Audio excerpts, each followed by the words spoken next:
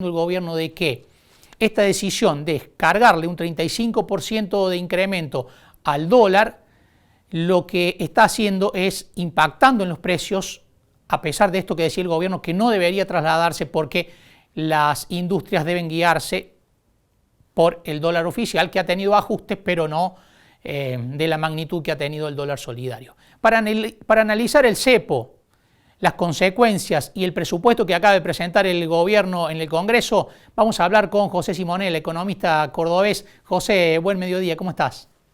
¿Qué tal, Marcos? Un gusto. Buen mediodía para todos. Bueno, José, recién veíamos una consecuencia en la economía cotidiana, ¿no? Nos decían del Centro de Almaceneros, ya les han avisado que los precios de los alimentos van a venir con recargo por el tema del dólar y los combustibles. ¿Cómo ves esta decisión de endurecer el cepo ante la pérdida constante que venía teniendo el Banco Central de Reservas, y cuáles pueden, hasta cuándo puede durar o en cuánto puede ayudar a tranquilizar la situación? A ver, la necesidad de cortar el drenaje de las pérdidas de reserva por dólar ahorro eran concretas, se estaba yendo demasiados dólares por esa vía. El Banco Central se estima que le quedan unos 1.200 millones aproximadamente, o 1.000 millones de dólares líquidos, o sea, de billetes para enfrentar la intervención en el mercado de cambio, con lo cual no aguantaba un mes más vendiendo al ritmo que lo venía haciendo, que eran casi de 900 millones de dólares, se estimaba que iba a ser este mes, porque el mes pasado había sido 800, con 4 millones de personas comprando. Así que eso era una necesidad que tiene el gobierno. Ahora, ¿cómo se implementó? Mal, muy mal. Fue un cepo donde se decidió dejar a muchísima gente que no pudiera comprar, todos aquellos que recibieran beneficios, digamos, de un plan o de un programa de asistencia, todos aquellos que hayan recibido préstamos refinanciado por tema de con los préstamos UVA, todos los que hayan optado por refinanciar su tarjeta de crédito. Bueno, y podríamos seguir definiendo, digamos, muchos más que no pueden acceder ahora al dólar ahorro, además que se le descuenta lo que se compró con la tarjeta de crédito débito. Digo, el resultado más el impuesto del 35%, la retención de impuesto a la ganancia que se le puso, lo cual elevó el valor a casi lo que valía el dólar MEP, el dólar bolsa, el dólar que se compra de manera lícita y libre en el mercado bursátil. Así que, bueno, la medida era necesaria, sí, era previsible, sí, ya algunos lo había, hasta el propio Alberto Fernández en algún momento dijo que se iba a implementar, digamos que se iba a terminar con el dólar ahorro, pero en realidad el gobierno demoró en implementarlo, en estos problemas que tiene el gobierno de comunicación, con idas y vueltas, con mensajes contrapuestos entre los distintos integrantes del gabinete y el Banco Central. Finalmente se implementó esto, que no ha dado el resultado porque ha generado una mayor preocupación en los argentinos, que es fundamentalmente lo que termina alentando la demanda de dólares. Justamente la incertidumbre y la preocupación sobre el futuro del peso, fundamentalmente, el futuro de la inflación, cómo se va a reactivar la economía, todos estos puntos, digamos, que están sin aclarar para la mayoría de los argentinos y que el gobierno no logra presentarlo en un plan, no logra presentar las medidas, ¿no es cierto?, en un plan, genera mayor demanda de dólar, y es lo que estamos viendo por estos días. Más allá de que hay un virtual feriado cambiario, digamos, porque los bancos no podían vender, perdón, porque no podían consultar la base de datos de ANSES de manera online, situación que se arregló anoche, y bueno, hay que ver a que los bancos lo puedan implementar, pero eso hizo que, no obstante que no había dólar ahorro, el Banco Central siguiera perdiendo reservas todos los días, teniendo que vender para intervenir en el mercado de dólar formal, ¿no? Era una medida necesaria y previsible, pero no suficiente, José. No suficiente y mal implementada, agregale. No suficiente porque lo que hace falta, o sea, era previsible porque se le están agotando las reservas del Banco Central líquidas. Ahora, lo que se necesita para que la gente deje de pensar en adquirir dólares a un valor, Marcos, altísimo. Esto hay que decírselo a la gente. 140 pesos el dólar, salvo en la hiperinflación del 89 o en la guerra de Malvinas, nunca en ninguna otra crisis tuvimos un dólar tan caro. Es un dólar de estrés, ¿no? No es el valor que tendría que tener el dólar para dinamizar el comercio exterior, para generar, digamos, optimismo en aquellos que aspiran a ganar mercados y demás. Claro, no es el dólar que recibe el exportador por otro lado, pero digo, es un dólar muy alto y la gente está dispuesta a pagarlo para no quedarse con los pesos. Así que esto marca el momento de preocupación que está viviendo la gente frente a la incertidumbre.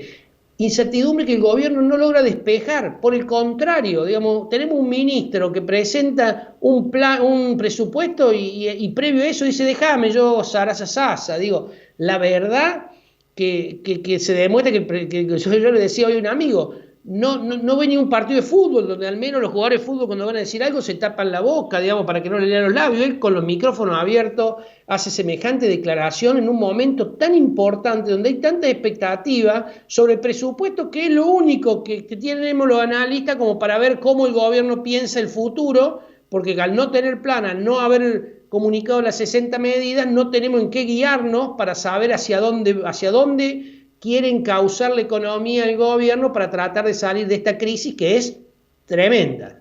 ¿Alguna pauta el presupuesto o da pautas que permiten tener algún indicio alentador de hacia dónde va el gobierno en cuanto al déficit fiscal, en cuanto a los gastos, en cuanto a la contención de algunos parámetros, como por ejemplo la inflación?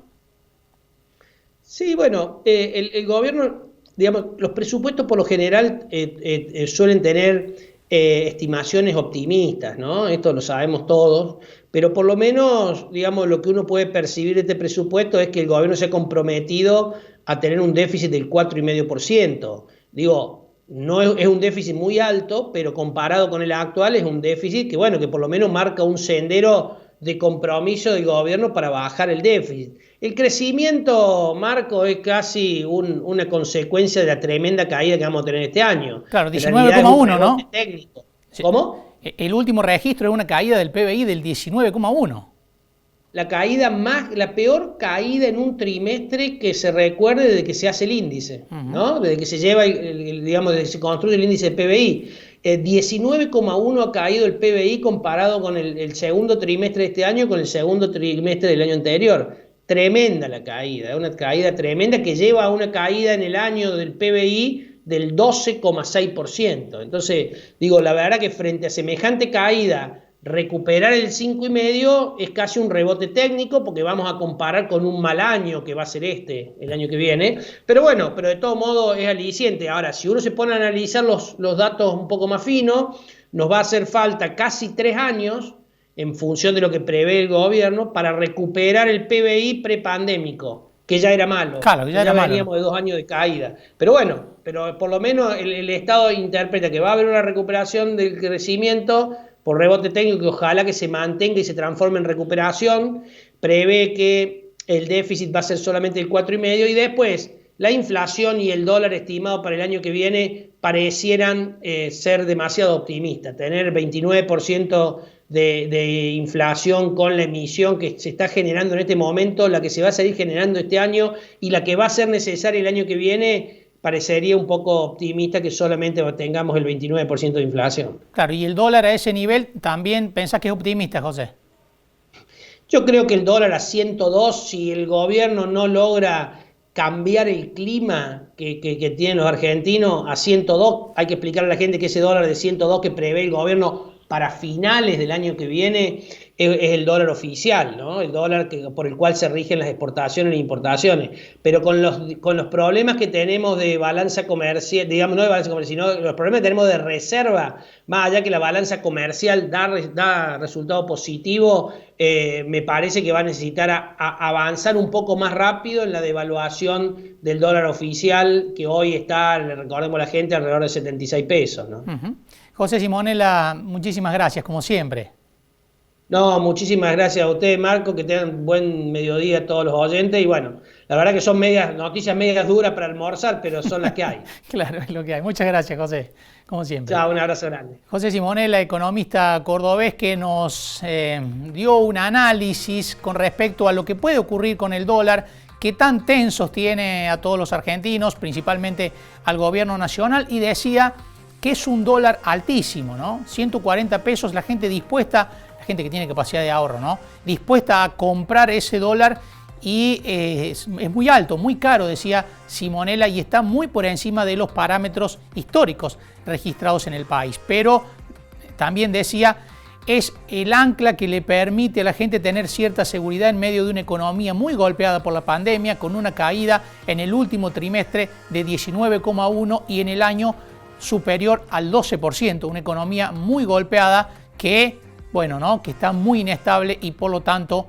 genera estas consecuencias negativas, muy negativas, tanto para la macroeconomía como para la economía cotidiana.